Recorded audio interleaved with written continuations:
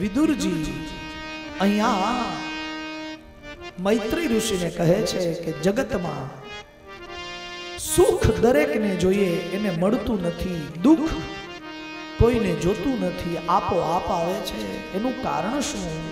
એના ઉત્તરમાં મૈત્રી ઋષિ પૃથ્વી ઉત્પત્તિની કથા શ્રવણ કરાવે છે.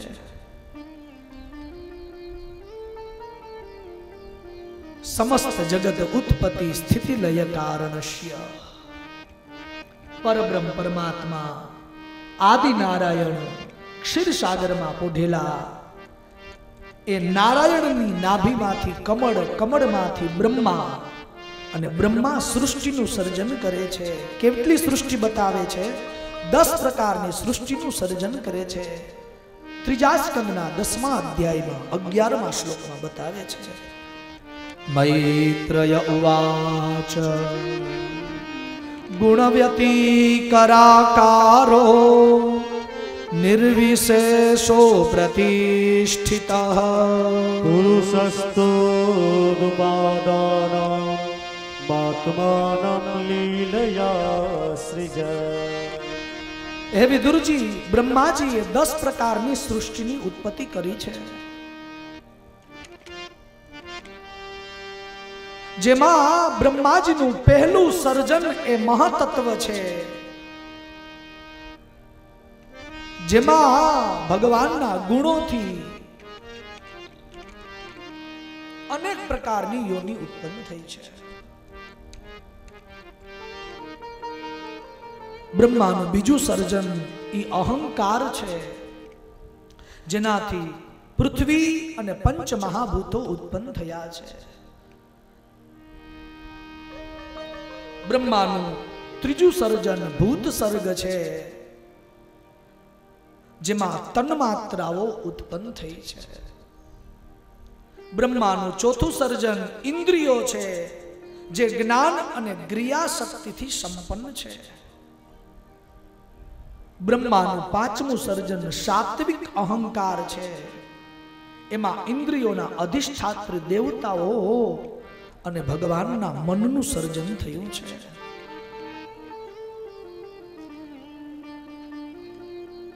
છઠ્ઠું સર્જન અવિદ્યા છે, જેમાં તામિશ્ર, અંધતામિશ્ર, મોહ અને મહામોહની ગ્રંથિનો સમાવેશ થાય છે.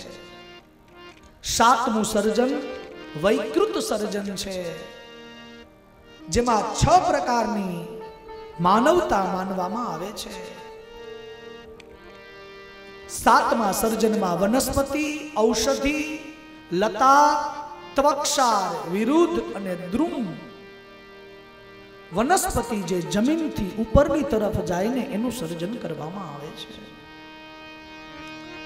8મું સર્જન એ તિર્યક યોની છે, જેમાં પશુ પક્ષીની યોની છે, જેમાં તમો ગુણ પ્રધાન છે, જેને સમયનું જ્ઞાન નથી હોતું એવી તિર્યક યોની, જે પશુ અને પક્ષી કહેવાય, જેને સમયનું જ્ઞાન નથી, તમો ગુણી છે, ખાવું, પીવું અને ઊંઘવું, અને ચોથું મૈથુન. આ 4 જ એની ક્રિયાઓ છે, જેમાં 2 ખરીવાળા, 1 ખરીવાળા, અનેક ખરીઓવાળા, અનેક પશુ અને પક્ષીઓ 28 પ્રકારના ઉત્પન્ન થાય છે.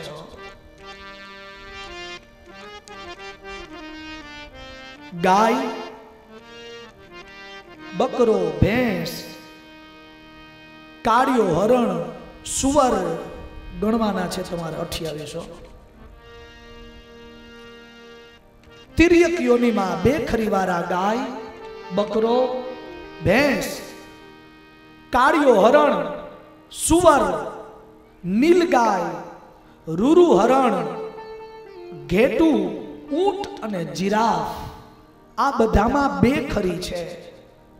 પછી 1 ખરીવાળું એટલે ગર્ધબ એટલે ગધેડું, ઘોડો, ખચ્ચર, ગોર, સફેદ કલરનું મૃગ, સરભ અને સમરીનો સમાવેશ થાય છે.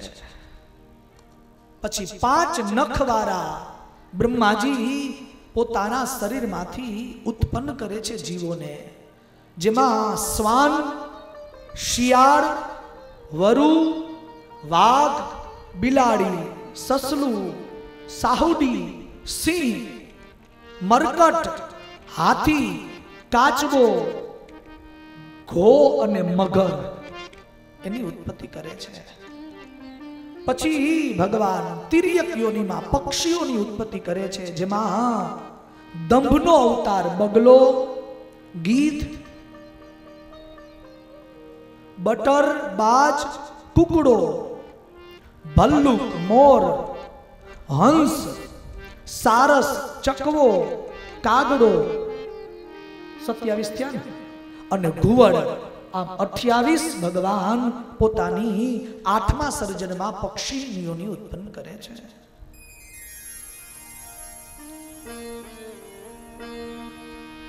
હે વિદુરજી, એ બ્રહ્માની 9મી સૃષ્ટિનું સર્જન, જેમાં રજોગુણ પ્રધાન છે, એને મનુષ્ય કહેવાય છે. આપણે બ્રહ્માનું 9મું સર્જન છીએ. આની પહેલા બ્રહ્માએ આ બધું ઉત્પન્ન કર્યું છે, જેમાં રજોગુણ પ્રધાન છે. એ 9મી સૃષ્ટિ, મનુષ્યની સૃષ્ટિ, જેમાં કર્મપરાયણ વ્યક્તિ, મનુષ્યમાં સુખ અને દુઃખ, માન અને અપમાન, આહાર, ગતિ, અરે મનુષ્યનો આકાર જે મૂક્યો ને, એમાં પહેલા મુખ આપ્યું અને પછી નીચે પેટ આપ્યું. બીજી યોનિઓમાં મુખ અને પેટ બધું એક સરખું રાખ્યું છે, સમધારણાઓ.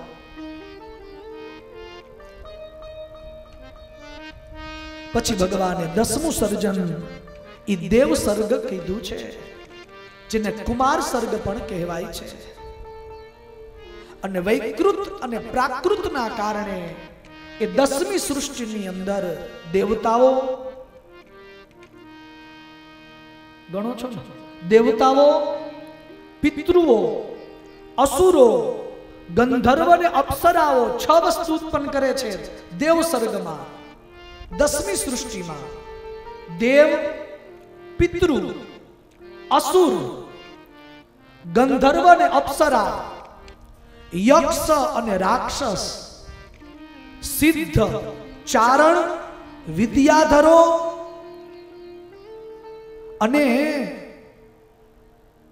7મી વસ્તુ ભૂત, પ્રેત, પિશાચ, 8મી વસ્તુ કિન્નર, કિમ પુરુષ અને અશ્વમુખ. આ પ્રમાણે 8 પ્રકારની 10મી ભગવાન સૃષ્ટિની ઉત્પત્તિ કરે છે.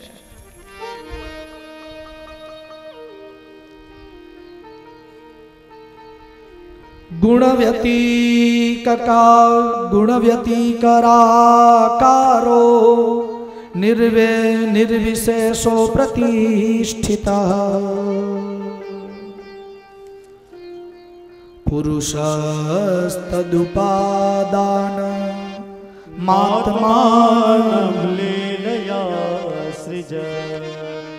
ત્યારબાદ મૈત્રી ઋષિએ સુંદર મજાનું વર્ણન કરતા કહ્યું કે હવે બ્રહ્માજીનો દિવસ હું તમને કઈ રીતે થાય ને એ બતાવું.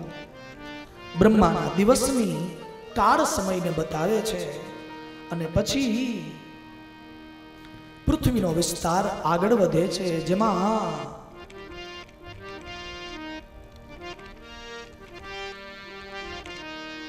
એક દિવસ બ્રહ્માજી આંખો બંધ કરીને બેઠા છે કે મારા જે પુત્રો આવ્યા ને એને જે મેં કામ આપ્યું ને કોઈએ કર્યું નથી. બ્રહ્માજીએ પહેલા માનસ પુત્ર ઉત્પન્ન કર્યા અને એને કહ્યું કે જાઓ સૃષ્ટિનું સર્જન આગળ વધારો, સંસારને ભોગવો. માનસ પુત્રોએ ના કહી દીધી. સનક સનંદન સનાતન અને સનત કુમારોએ ના કહી કે અમારે સંસાર જોતો નથી.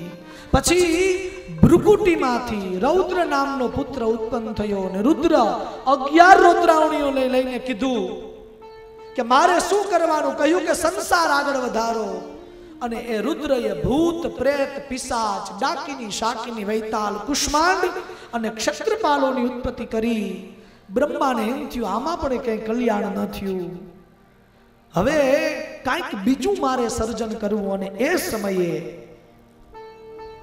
મૈત્રય ઉવાચ બ્રહ્માજી પોતાનું મન શાંત કરીને બેઠા હતા ને એ સમયે યદા સ્વભાર્યયા સાકં જાતઃ સ્વયંભુવો મનુઃ પ્રાંજલિ પ્રણતશ્ચેદં વેદગર્ભસભાષત વેદગર્ભસભાષત મન શાંત હતું અને શરીરમાંથી બે વિભાગ પડે છે. જમણી બાજુમાંથી એક પુરુષ અને ડાબી બાજુમાંથી એક સ્ત્રી ઉત્પન્ન થાય છે જેનું નામ મનુ રાજા. મન શાંત હતું ને ઉત્પન્ન થયો એ મનુ, અને ડાબી બાજુથી એક સ્ત્રી ઉત્પન્ન થઈ જેનું નામ શત્રુપા. શત એટલે 100 અને રૂપા એટલે રૂપ, જે 100 રૂપ લઈ શકે ને એ શત્રુપા. અને જગતની દરેક સ્ત્રી જે સંતાનને જન્મ આપે ને એને શત્રુપા જ કહેવામાં આવે છે. એ 100 રૂપ લઈ શકે. ક્યારેક એ દીકરી થાય, ક્યારેક એ બહેન થાય, ક્યારેક એ પત્ની બને, ક્યારેક એ માતા બને, અને જરૂર પડે તો ક્યારેક એ ચંડી બની જાય.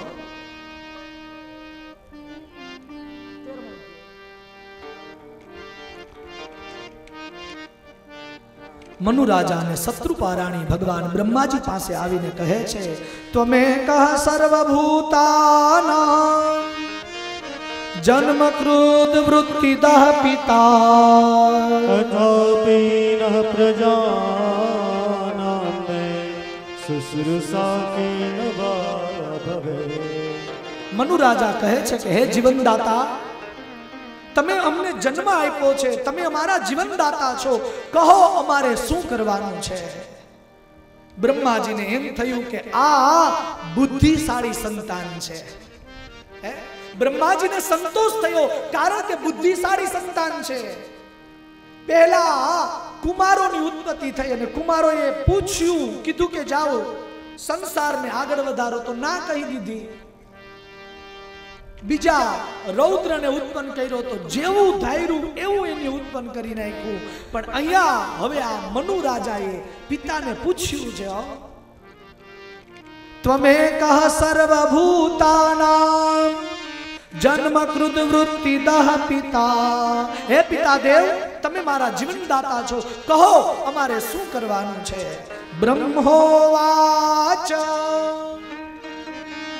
બ્રહ્માજી કહે છે, પ્રીતસ્તુભ્યમહં तात સ્વસ્તિતાદ્વાં ક્ષિતીશ્વરઃ યજ્ઞનિર્વ્યલીકે નરદા સાધુમેત્યાત્મનાર્પિતૌ. બ્રહ્માજી કહે છે, હે પુત્ર, પહેલા તો હું તને સાધુવાદ આપું છું, આશીર્વાદ આપું છું, તારું કલ્યાણ થાય. અને પછી બ્રહ્માજી કહે છે કે જાઓ સૃષ્ટિને, સંસાર ચક્રને આગળ વધારો, મારી ઈચ્છા છે. મેં 10 પ્રકારની સૃષ્ટિ ઉત્પત્તિ કરી લીધી છે, પરંતુ હજુ સંસાર આગળ નથી વધ્યો. મારી ઈચ્છા છે કે તમે સંસારને આગળ વધારો. હવે મનુ અને શત્રુપા રાણી કહે છે કે પ્રભુ, સંસાર તો આગળ વધારીએ, પણ રહેવા માટે પૃથ્વી એ જોઈએ ને. પહેલા પૃથ્વી આપો તો સંસારને આગળ વધારીએ. આદેશમઃ ભગવતો વર્તેયામિ વસૂદના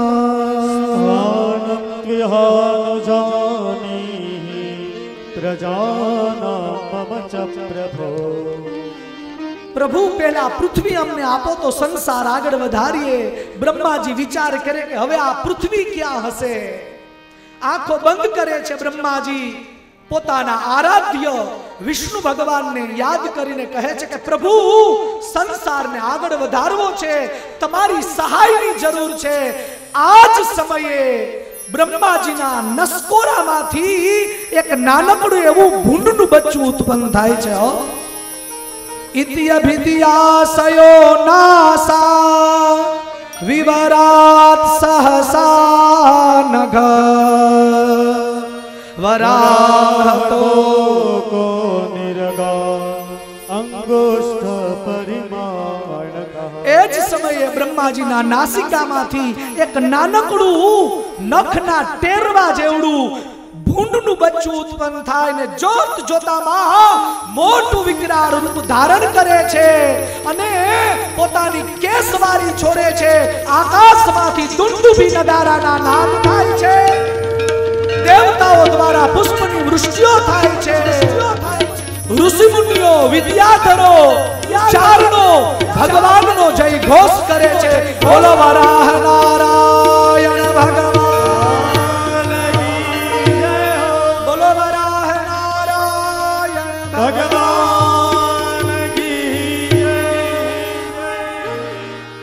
ભગવાન વરાહ નારાયણનો પ્રાદુર્ભાવ થાય છે।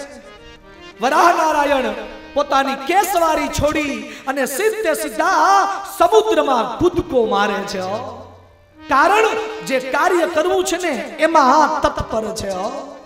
આવતાની સાથે સીધે સીધા સમુદ્રમાં કૂદકો મારે છે।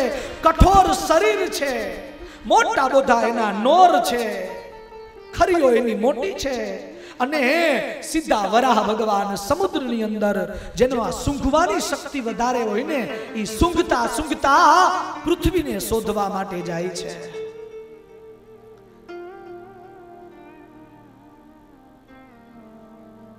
સુતજી મહારાજ સૌનકજી સુતજીને પ્રશ્ન કરે કે ભગવાનને પશુની યોનિમાં જ આવવું હતું તો પછી બીજા સિંહ જેવી યોનિમાં આવ્યા હોત તો, પશુ પ્રાણીમાં આવવું હોત તો આ ભૂંડ જેવું શું રૂપ લીધું ભગવાને?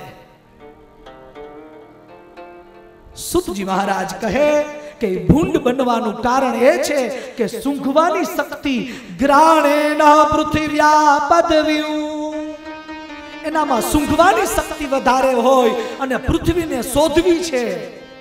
પૃથ્વી રસાતળની અંદર છે, એને શોધવી છે અને એને શોધવા માટે સૂંઘવાની શક્તિ વધારે જોઈએ અને જેનામાં સૂંઘવાની શક્તિ છે ને એવો ભગવાને વરાહનો અવતાર લીધો છે, સુવરનો ભગવાને અવતાર લીધો અને સૂંઘતા સૂંઘતા પૃથ્વીને શોધે છે।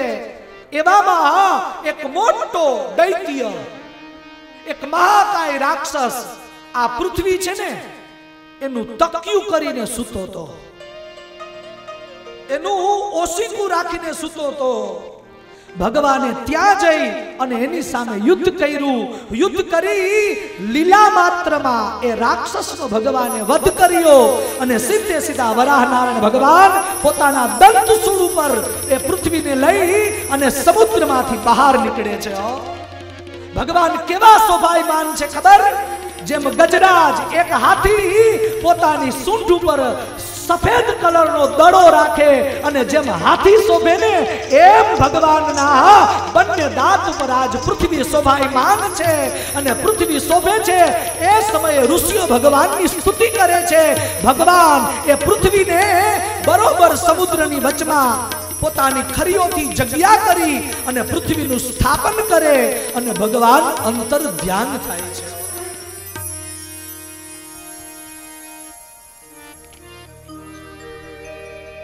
સમુદ્રની વચમાં જગ્યા કરી અને વરાહ નારાયણે પૃથ્વીનું સ્થાપન કરી ભગવાન અંતર ધ્યાન થયા છે। યજ્ઞ પુરુષ ભગવાનની સ્તુતિ દેવતાઓએ અહીંયા કરી છે। મૈત્રય ઉવાચ ઇત્યોપસ્થિયમાનસ્તેર મુનિનિभिर्ब्रह्मवादिभिः સલીલે સ્વકુરાક્રાંત ઉપાધત્તા વિતાવદે। મૈત્રેયજી કહે છે કે હે વિદુર, આ પૃથ્વીની ઉત્પત્તિની કથા કોઈ વ્યક્તિ સાંભળે ને તો એના પાપ તો બળી જાય છે, પણ આ પૃથ્વીમાં એમને વારંવાર જન્મ લેવો નથી પડતો, આટલું એમને પુણ્ય પ્રાપ્ત થાય છે। સ ઇત્થં ભગવાનુર્વી વિશ્વક્ષેન પ્રજાપતિઃ રસાયા લીલયોનિતા અપ્સુન્યસ્ય યયો હરિ। પુણ્યની પ્રાપ્તિ થાય છે। મૈત્રેયજી આ પ્રમાણે કહે અને વિદુરજી પ્રશ્ન કર્યો. વિદુરજીના પ્રશ્ન ખૂટે નહીં. વિદુરજીએ કેવો પ્રશ્ન કર્યો ખબર? તેને વતુ મુનિ શ્રેષ્ઠ, હે મુનિઓમાં શ્રેષ્ઠ મૈત્રેયજી, ઓલા વરાહ નારાયણ ભગવાને ઓલા રાક્ષસનો વધ કર્યો, ઈ રાક્ષસ કોણ હતો ઈ તો કહો. જે આ પૃથ્વીનું ઓસીકું રાખીને સૂતો તો એ મહાકાય રાક્ષસ કોણ? એ કથા તો અમને કહો. સુસાધુ વીર ત્વયા પૃષ્ઠ મવતાર કથામ હરે યદ્વં પૃચ્છસि મર્ત્યાનાં મૃત્યુપાસ વિસાતને. હે સાધુ સ્વભાવના વિદુર, સાંભળો. એમના માટે હું તમને આગળના કલ્પની કથા સંભળાવું છું. પૂર્વકાળની અંદર દક્ષ પ્રજાપતિ જ્યારે દેવતાઓના અધિપતિ બને છે ત્યારે પોતાની 13 પુત્રીઓ કશ્યપ ઋષિની સાથે પરણાવે છે. દિતિર દાક્ષાયણી ક્ષતરાર, જેમાં અદિતિમાંથી જેટલા પણ જન્મે એ દેવતાઓ અને દિતિમાંથી જેટલા જન્મે એ બધા દૈત્યો. દક્ષ પ્રજાપતિએ પોતાની પુત્રી કશ્યપ ઋષિને આપી અને એક દિવસ કશ્યપ ઋષિ સંધ્યાના સમયે ભગવાનની પૂજા કરતા હતા ને એવામાં દિતિ કામનાને લઈ અને કશ્યપ ઋષિ પાસે આવે છે. બહુ સુંદર આ કથાઓ છે.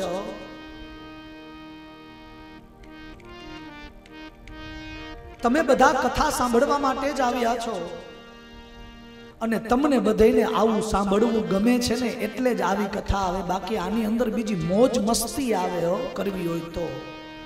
પણ આપણી પહેલી ચોખવટ એ હતી કે આપણે ભગવાનની કથા કરશું. આપણે લોક ડાયરો કરવાના છીએ એવી વાતો નથી થઈ, હે ને? આપણે ભગવાનની કથા કરવાની છે, વાર્તા પણ નથી કરવાની. જો વાર્તા કરવાની હોય તો શ્લોક ન હોય, હે ને? આપણે ભગવાનની કથા જ કરવી છે અને કથામાં શ્લોક હોય, હે ને? એટલે દિતિર દાક્ષાયણી ક્ષતરર મારીચમ કશ્યપમ પતિ અપત્ય કામાચગમે સંધ્યાયામ રક્ષયાર્દિતા. હે વિદુરજી, પૂર્વકાળની અંદર મરીચીના પુત્ર કશ્યપ, જેમની સાથે દક્ષની 13 કન્યાઓના લગ્ન કરવામાં આવ્યા અને એમાંથી જે દિતિ નામની કન્યા છે ને એ એક દિવસ સંધ્યાના સમયે પોતાના પતિ પાસે અઈચ્છનીય કામના લઈ અને માગણી કરે છે કે મારી ઈચ્છાને પૂર્ણ કરો. એષમાં ત્વત કૃતે વિદ્વન કામ આત સરાસન દુનોતિ દીનાં વિક્રમ્ય રંભામિ મમતંગજઃ. મદમસ્ત બની અને દિતિ કશ્યપ ઋષિને કહે છે કે મારી કામના છે. કહ્યું કે કહો શું છે દેવી? કહ્યું કે મને પુત્ર જોઈએ છે, મને પુત્ર જોઈએ છે. કહ્યું અત્યારે સંધ્યાકાળ છે. હે દેવી, તમારી ઈચ્છાને પૂર્તિ કરવી એ મારો ધર્મ છે. અને આ જગતનો એવો કયો પુરુષ જે સ્ત્રીનો ઉપકાર ચૂકવી શકે? આ કશ્યપના શબ્દ છે. અથાપી કામ મે તમ તે પ્રાજાત્યે કરવાણ્યલમ યથા મામ નાતિવોચંતિ મુહૂર્ત પ્રતિપાલય. હે દેવી, આ જગતનો એવો કયો પુરુષ છે જે સ્ત્રીના ઋણમાંથી મુક્ત થઈ શકે? તમારું મારા ઉપર ઋણ છે, અધિકાર છે, અને તમારે જે જોઈએ હું તમારી કામના પૂર્ણ કરીશ, પણ અત્યારે સંધ્યાનો સમય છે અને આ સમયે ગૌરીના પતિ ભગવાન શિવ અહીંયાથી વિચરણ કરતા હશે. ભવાનીના પતિ અહીંયાથી નીકળતા હશે. દીતીને સમજાવે છે પણ દીતી સમજતા નથી. દીતી કહે છે કે મારી કામનાની પૂર્તિ કરો. કશ્યપ ઋષિ કહે કે દેવી, ભગવાન શિવ જ્યારે નીકળતા હોય ને ત્યારે પોતાના 3 નેત્રથી બધું જોતા હોય છે. અને ભગવાન શિવના 3 નેત્ર એટલે સૂર્ય, ચંદ્ર અને અગ્નિ. આ ભગવાનના 3 નેત્રો છે. એતસ્યામ સાધવી સંધ્યાયામ ભગવાન ભૂત ભાવના. સંધ્યા કાળ છે, ભૂત ભાવન ભગવાન હમણાં જ અહીંયાથી નીકળતા હશે. પરિતો ભૂત પશ્યદ્ભી. અને એ ભગવાન જ્યારે આવી કામનાઓ આપણે કરતા હશું ને ક્રીડાઓ, તો ભગવાન આપણને એવા આશીર્વાદ આપશે. સંધ્યા સમયે તમે જેવું કામ કરતા હોય ને એવા તમને આશીર્વાદ આપે છે ભગવાન. દીતી માનતા નથી, સમજાવે છે પણ સમજતા નથી. અને અંતગતવા દીતીની ઈચ્છા કશ્યપ ઋષિ પૂર્ણ કરે. અને પૂર્ણ કરતાની સાથે જ કશ્યપ ઋષિ શ્રાપ આપે છે. કામના તો પૂર્તિ કરી જ દે છે, પણ શ્રાપ પણ આપે છે કે જા, શ્રાપ આપું છું કે તારા ઉદરમાંથી જે સંતાનો જન્મશે ને એ દેવતાઓને પીડા આપશે ને મોટા રાક્ષસો થશે. કારણ કે દીતી સમજી નહીં ને, એટલે 4 પ્રકારના એને દોષ લાગ્યા છે.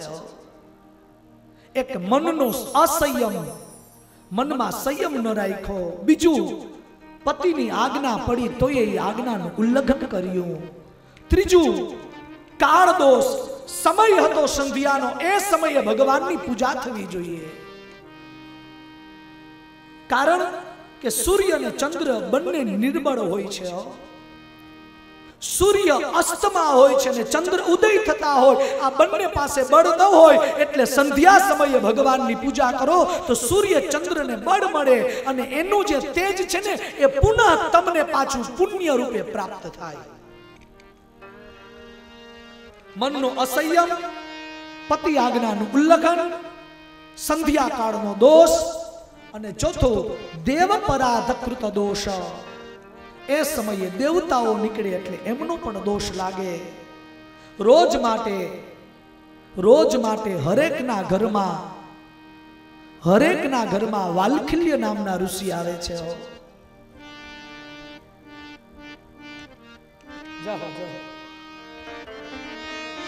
વાલ્ખિલ્ય નામના ઋષિ હરેક વ્યક્તિના ઘરમાં જાય છે. જયંતી બાપા, આ વાલ્ખિલ્ય કેટલા છે? 64,000 વાલ્ખિલ્ય છે. અને 64,000 વાલ્ખિલ્ય રોજ હરેક વ્યક્તિના ઘરે જાય. એ ક્યારે આવે એ ખબર નહીં, પણ જ્યારે આવે ને ત્યારે એક જ શબ્દ બોલે, તથાસ્તુ તથાસ્તુ તથાસ્તુ તથાસ્તુ તથાસ્તુ. શું કહે ખબર? જે તમે કામ કરતા હોય ને એમાં જ તમે રત રહ્યો એવા આશીર્વાદ. વાલ્ખિલ્ય ઋષિ આપણા ઘરે 11 વાગે સવારે આવે ને આપણે સુતા હોઈએ ને તો એમ કે તથાસ્તુ, સુતાર્યો સુતાર્યો. 2 માણસ ઘરની અંદર બાજતા હોય ને અને વાલ્ખિલ્ય ઋષિ આવે એટલે એમ કે તથાસ્તુ, તથાસ્તુ. આખી જિંદગી બાજતા રહ્યા. કોઈ જમવા બેઠા હોય, શાંતિથી પરિવાર સાથે બેઠા હોય તો જોઈને રાજી થઈને કે તથાસ્તુ, તથાસ્તુ. આખો પરિવાર રોજ માટે ભેગા જમો. ઘણા કાઠલા પકડીને બેઠા હોય નહીં કે તથાસ્તુ જાઓ, પકડે રાખો આખી જિંદગી કાઠલા. સૈવં સંવિદિતે ભરતા મન્મથોન મથિતેન્દ્રિયા જગરાવાસો બ્રહ્મર્ષે વૃષલીવગત પ્રપા. કશ્યપ ઋષિ દીતીની ઈચ્છા તો પૂર્તિ કરે જ છે, પણ એમને કહે છે કે હું તને શ્રાપ આપું છું, તારા ગર્ભમાંથી દેવને પીડા આપનારા રાક્ષસોની ઉત્પત્તિ થશે. અને એ સમયે દિતિને ઘણો બધો અફસોસ થાય છે. દિતિ કહે છે, મને માફ કરો પતિદેવ, મને માફ કરો, હવે મારા ગર્ભને તમે નષ્ટ કરો. કહ્યું, હવે ગર્ભ તો નષ્ટ નહીં થાય, તારા ગર્ભમાં 2 રાક્ષસો આવશે. હવે કશ્યપ ઋષિએ શ્રાપ તો આપી દીધો. વાહ, વૈકુંઠમાં ભગવાન બેઠા બેઠા વિચાર કરે, હવે આ શ્રાપ સાચો કેમ કરવો? ભગવાનને ચિંતા હોય બધી. અને એ સમયે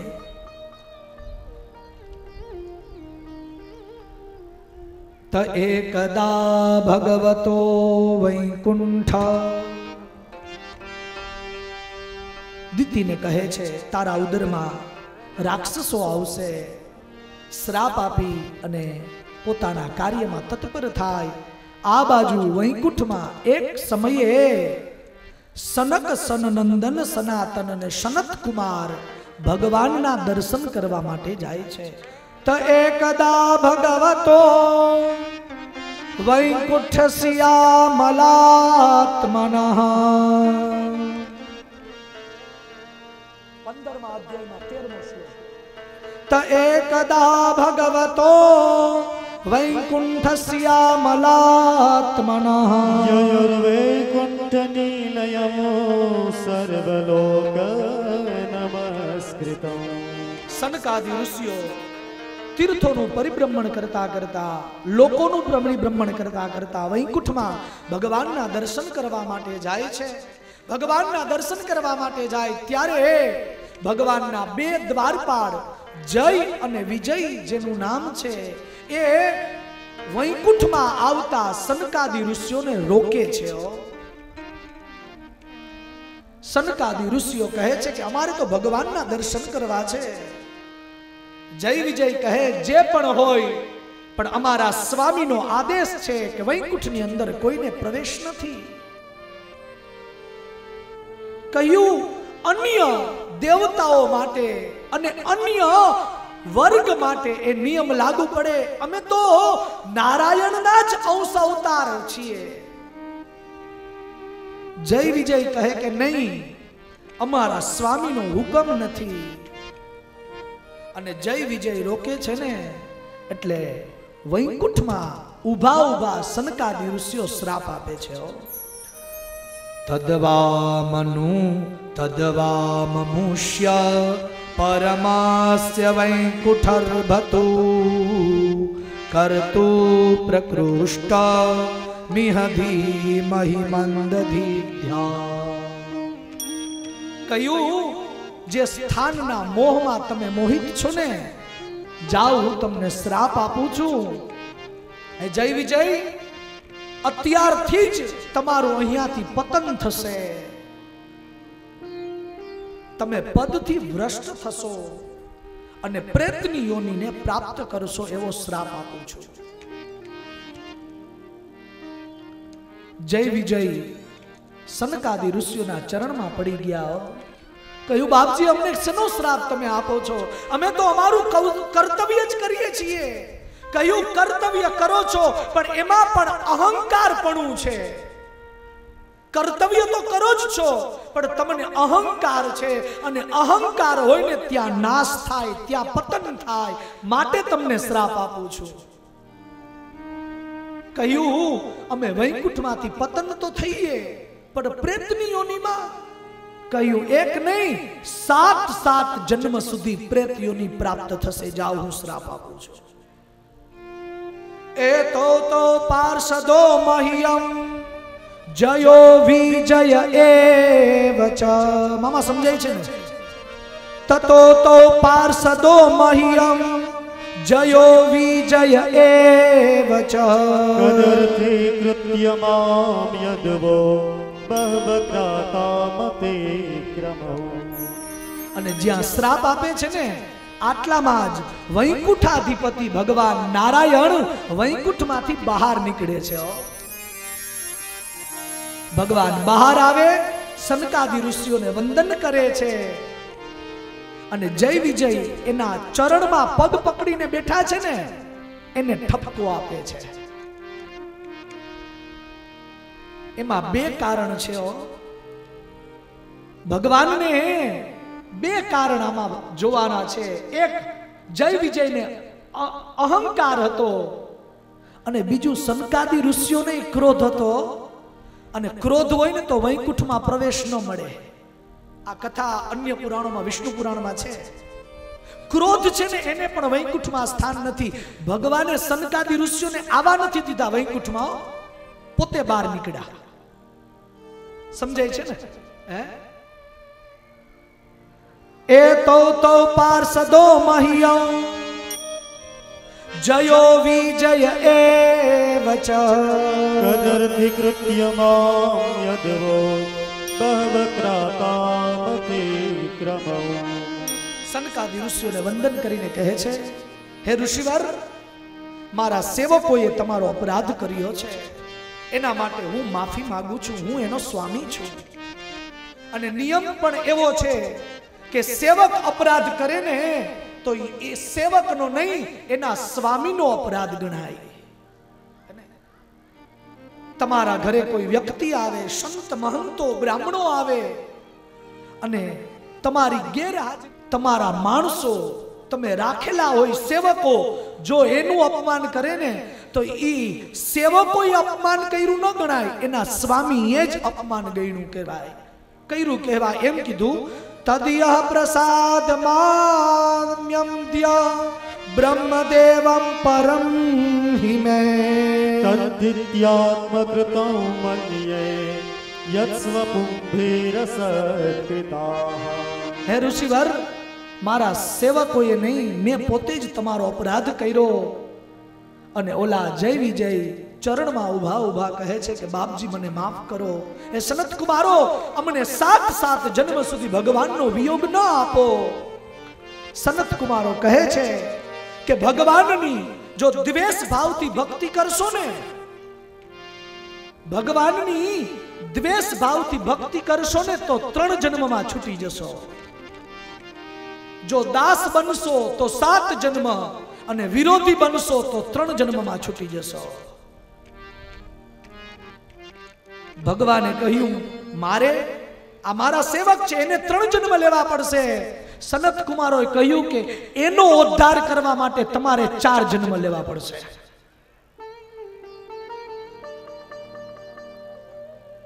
તમારે 4 જન્મ લેવા પડશે. અને ભગવાને 4 જન્મ લીધા છે. 4 જન્મ લીધા છે. એ જય અને વિજય હવે અહીંયા જે દીતિ છે ને એના ગર્ભમાં આવે છે. ઘણો સમય વ્યતીત થાય છે, 100 વર્ષ સુધી. ભાગવતજીમાં લખ્યું છે દીતિએ ગર્ભ ધારણ કર્યો 100 વર્ષ સુધી, કારણ કે એના ઉદરમાં પાપી સંતાન છે અને દીતિને ખબર છે કે જો જન્મ આપીશ તો ઉત્પાતો કરશે, એટલે 100 વર્ષ સુધી ઉદરમાં રાખ્યા. દીતિસ્તુ ભર્તુરાદેશાત દપત્ય પરિસંગિની પૂર્ણે વર્ષ સતે સાધ્વી. પૂરેપૂરા 100 વર્ષ પૂર્ણ વર્ષ સતે સાધ્વી. 100 વર્ષ સુધી ગર્ભ ધારણ કર્યો. વ્યાસજીએ શબ્દ લખ્યો છે કે સાધ્વી છે. 100 વર્ષ સુધી ગર્ભ કોઈ ધારણ કરી શકે સ્ત્રી? આ કોઈ સામાન્ય સ્ત્રી નથી. દીતિ પણ 100 વર્ષ સુધી ગર્ભ ધારણ કરે. પૃથ્વીમાં ઉત્પાતો થાય છે. અને એ સમયે કશ્યપ ઋષિ કહે છે કે હવે જલ્દીથી તમારા આ પુત્રને જન્મ આપો, કારણ કે પૃથ્વીમાં 4 બાજુ અંધકાર થાય છે. પુણ્યશાળી જીવ આવે ને ત્યારે અજવાળા થાય અને પાપી આવે ને ત્યારે અંધારા થાય. હવે પાપી આવવાનો છે એટલે 4 બાજુ અંધકાર થાય છે. અને જોત જોતામાં દીતિ 100 વર્ષ પછી 2 પુત્રને જન્મ આપે છે. તાવાદી દૈત્યો સહસા. 2 પુત્ર યમજ એટલે જોડિયા પુત્રને જન્મ આપે છે. ટ્વિન્સ જેને આપણે કહીએ, બે પુત્ર સાથે જન્મ લે છે અને બંનેના નામ કશ્યપ ઋષિ પાડે છે. પ્રજાપતિર્ના મતયો રકાર્ષી યહ પ્રાક સ્વદેહા દ્યમયો રજાયત तं वे हिरण्याकशिपुं बुधो प्रजायं तं हिरण्याक्षमसूतसागरता यं तं हिरण्याक्षमसूतसागरता. કશ્યપ ઋષિ બે પુત્રના નામકરણ કરે છે. એકનું નામ હિરણ્યાક્ષ એવું પાડે છે, હિરણ્ય અક્ષ, હિરણ્યાક્ષ એવું નામ પાડે છે, અને બીજા પુત્રનું નામ હિરણ્યકશ્યપુ પાડે છે. અને હવે એ હિરણ્યકશ્યપુ અને હિરણ્યાક્ષ દિવસે દિવસે મોટા થાય, રોજ માટે 5 આંગળ એનું શરીર મોટું થાય, રોજ 5 આંગળ મોટું થાય. અને આમ કરતા કરતા એ 100 વર્ષ પૂરા થયા અને 100 વર્ષના થયા ને ત્યારે એનું મસ્તક સત્યલોક સુધી પહોંચી ગયું. સત્યલોક સુધી એનું માથું વયું ગયું. આટલા મોટલા થયા આ બંને પુત્રો. ચક્રે હિરણ્યકશિપી રોજ માટે 5 આંગળ વધે. 100 વર્ષ પછી સત્યલોકમાં જઈને આટલા મોટા થઈ ગયા. અને પછી હવે બળ વધ્યું, અને બળ હોય ને એને યુદ્ધ કરવાની બહુ ઈચ્છા હોય. બળ હોય એટલે યુદ્ધ કરવાની ઈચ્છા થાય. એને બળ વધ્યું પણ કોઈ બાજવા વાળું નથી. હિરણ્યાક્ષ ને હિરણ્યકશ્યપ બે ભાઈઓ સામ સામે કેટલી વાર લીએ, કોઈ બાજવા વાળું નથી. બાજવું છે. પણ એ સમયે એક દિવસ વરુણ ભગવાન એમની બાજુમાંથી નીકળે છે. અને વરુણ ભગવાન નીકળે છે ને ત્યારે હિરણ્યાક્ષ આવીને કહે છે કે હે વરુણ, મારી સાથે યુદ્ધ કર. વરુણ કહે કે આ શક્તિનું બળ મને બતાવ છો? કયું યુદ્ધ કર? કયું તારી સાથે યુદ્ધ નથી કરવું, પણ એક કામ કર, ભગવાનનો હમણાં પ્રાદુર્ભાવ થવાનો છે, તારી ઈચ્છા હોય તો જા શ્રી હરિની સાથે યુદ્ધ કર. આમ કહી અને વરુણ ભગવાન તો વયા ગયા. થોડીક વાર પછી દેવર્ષિ નારદ આવ્યા. નારાયણ નારાયણ. દેવર્ષિ નારદને હિરણ્યાક્ષ કહે છે, હે દેવર્ષિ અહીંયા આવો. કયું શું છે? તદેવ મા કર્ણ્ય જલે સભાષિતમ. દેવર્ષિને બોલાવે છે કે દેવર્ષિ અહીંયા આવો. કયું શું છે? કયું બીજું તો કાંઈ નથી, પરંતુ મારી સાથે યુદ્ધ કરો. દેવર્ષિ કહે, યુદ્ધ કરવું એ અમારું કામ નથી. અમે તો બ્રાહ્મણ છીએ, બ્રાહ્મણ છીએ, અમે યુદ્ધ ન કરીએ, રસ્તો બતાવીએ. અમે બાજી ન શકીએ પણ રસ્તો બતાવી દઈએ. કયું કાં તો યુદ્ધ કરો ને કાં તો રસ્તો બતાવો, કે યુદ્ધ તો કરવાનો જ નથી. દેવર્ષિ કે એક તો બ્રાહ્મણ પોચી જ્ઞાતિ, ભાઈ અમારું આ કામ નહીં, તમે પાછા ના ના બાપ, આપણું કામ નહીં, રસ્તો બતાવો. કયું તો રસ્તો બતાવો. કયું જલ્દીથી રસાતળમાં જાઓ, જલ્દીથી રસાતળમાં જાઓ, હમણાં જ ભગવાન આવવાના છે અને એમની સાથે તમે યુદ્ધ કરજો. અને સીધે સીધા રસાતળમાં જાય. દેવર્ષિએ કહ્યું, ભગવાનને જો બાજુમાં બોલાવવા હોય ને તો ભગવાનને જે પ્રિય વસ્તુ છે ને એનું તમારે હરણ કરવું પડે. અને ભગવાનને વાલી આ પૃથ્વી છે. અને સીધે સીધા હિરણ્યકશ્યપુ હિરણ્યાક્ષ એ પૃથ્વીનું હરણ કરી અને રસાતળમાં જાય. અને રસાતળમાં જઈને તકિયું રાખીને સૂતા હોય એ સમયે ભગવાન વરાહ નારાયણ આવે છે, સૂંઘતા સૂંઘતા, અને આવી અને સીધે સીધો હિરણ્યાક્ષનો લીલા પાત્રમાં વધ કરે અને એ પૃથ્વીને સમુદ્રમાંથી બહાર કાઢી અને એનું સ્થાપન કરે છે. આવી સુંદર મજાની કથાનું વર્ણન मैत्रेय ऋषि विदुरजीनी पासे करे छे। श्री भगवान मैत्रेय उवाच सोदीक्षितो भगवता प्रलब्धश्चरुषा वृषम् आजहारोल्बणं क्रोधं क्रीड्यमानो हिराटिवा।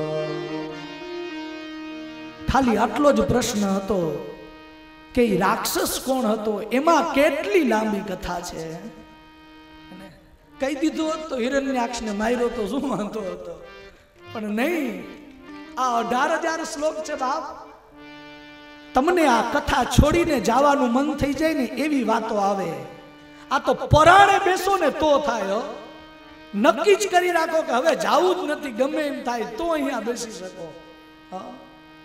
एवं हिरण्याक्षमसह्य विक्रमम् ससादयित्वा हरिरादिशूकर जगामलोकं स्वमखण्डितोत्सवम् समेदितः पुष्करवेष्टरादवे। भगवाने हिरण्याक्षनो वध कर्यो। ई भगवाने पहलो अवतार धारण कर्यो छे। હવે આગળ હિરણ્યાક્ષને હિરણ્યકશ્યપુને મારવા માટે ભગવાન બીજો અવતાર લેશે ઋષિ, અને એ જ જય વિજયનો બીજો અવતાર થશે રાવણ અને કુંભકર્ણના રૂપે। ત્યારે ભગવાન ત્રીજો અવતાર લેશે એ રામા અવતાર, અને એ જ જય વિજય ત્રીજો જન્મ લેશે દંતવક્ત્ર અને શિશુપાલના રૂપમાં। ત્યારે ભગવાન ચોથા અવતારમાં શ્રી કૃષ્ણ રૂપે આવશે અને બ્રાહ્મણોના શબ્દોને સાચા કરશે।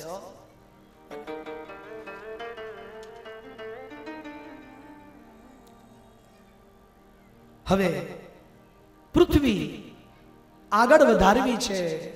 મનુ રાજાને પૃથ્વી તો મળી ગઈ છે, હવે એમને આગળ વધારવાની છે, અને એને આગળ વધારવા માટે સ્વયંભૂ મનુ અને શત્રુપા દ્વારા મૈથુન ધર્મથી સૃષ્ટિ આગળ વધે છે।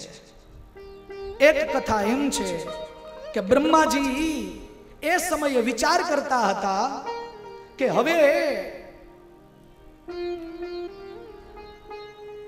એક મિનિટ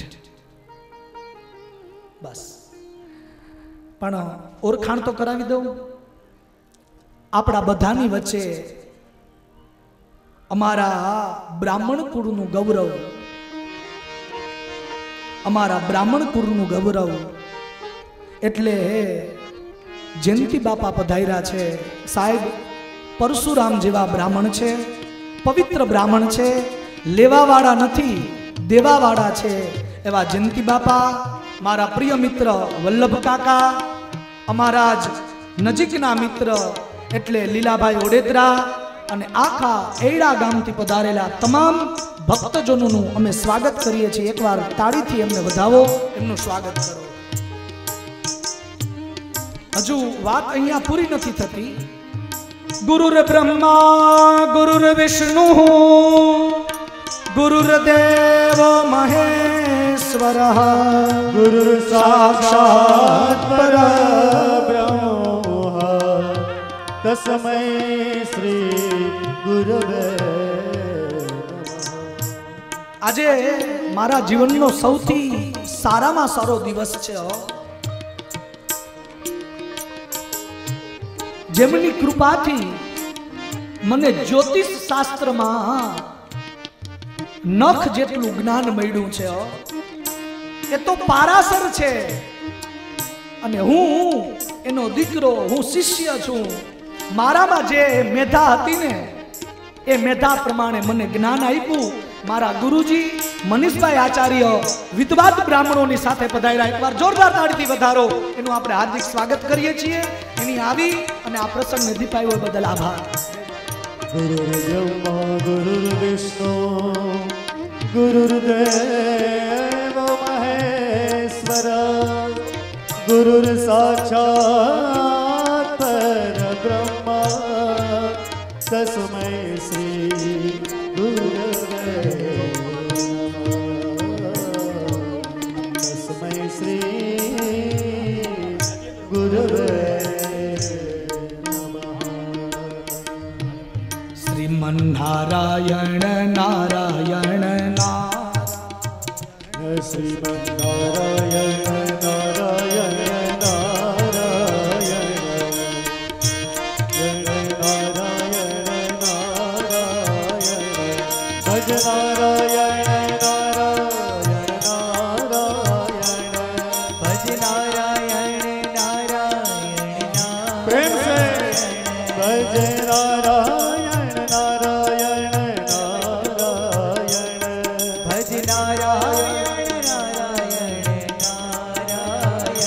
સૂર્ય નારાયણ નારાયણ નારાયણ સૂર્ય નારાયણ નારાયણ નારાયણ ગુરુ નારાયણ નારાયણ નારાયણ ગુરુ નારાયણ નારાયણ નારાયણ ગુરુ નારાયણ નારાયણ નારાયણ ગુરુ નારાયણ નારાયણ નારાયણ શ્રીમન નારાયણ નારાયણ નારાયણ શ્રીમદ નારાયણ નારાયણ નારાયણ જય હો ભાવસે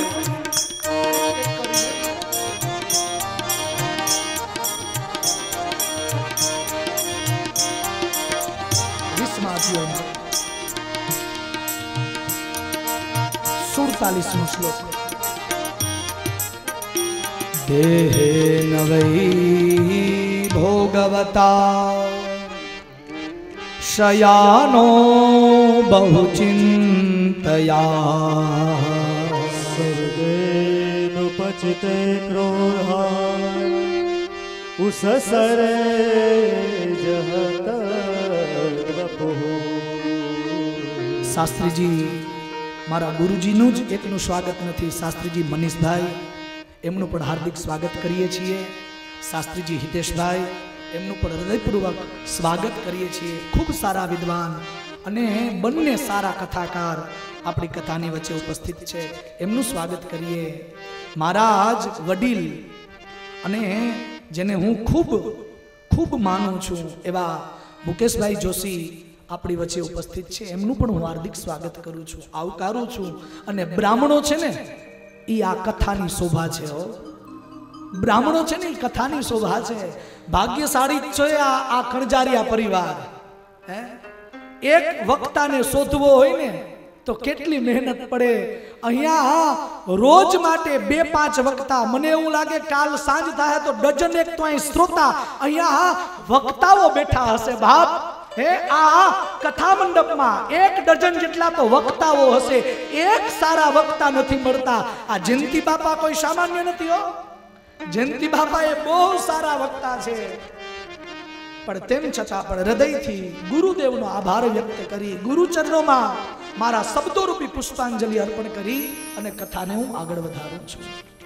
શ્રી શુક ઉવાચ દેહેન વૈ ભોગવતા શયાનો બહુચિંતયા